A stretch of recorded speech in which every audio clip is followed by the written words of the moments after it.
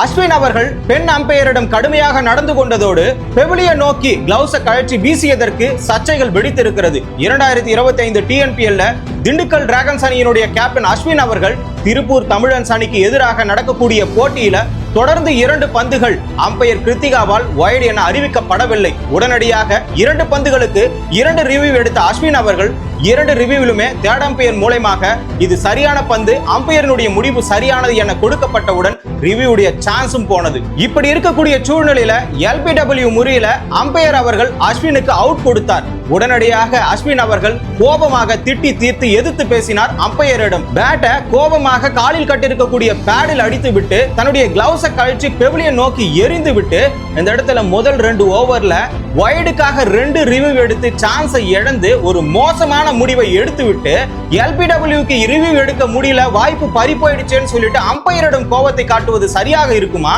இதனால அம்பையர் கிட்ட எதிர்த்து பேசுறதுனால 10%, இன்னொரு பக்கம் கிளவுஸை கழற்றி பெவிலியை நோக்கி வீசியதற்காக 20%, இப்படி 30% தன்னுடைய சம்பளத்திலிருந்து அபராதமாக பிடிக்கப்பட்டிருக்கிறது. ஒரு அனுபவம் வாய்ந்த வீரர், டெஸ்ட் ஜாம்பவான், இளம் வீரர்களுக்கு முன்னுதாரணமாக இருக்கக்கூடியவர், IPL மற்றும் இந்திய அணியில கமுக்கமாக இருந்து கொண்டு TNPL தன்னுடைய வீரத்தை பெண் அம்பையரிடம் காட்டுவது சரியா தவறான்னு சொல்லிட்டு நீங்க கமெண்ட்ல சொல்லுங்க.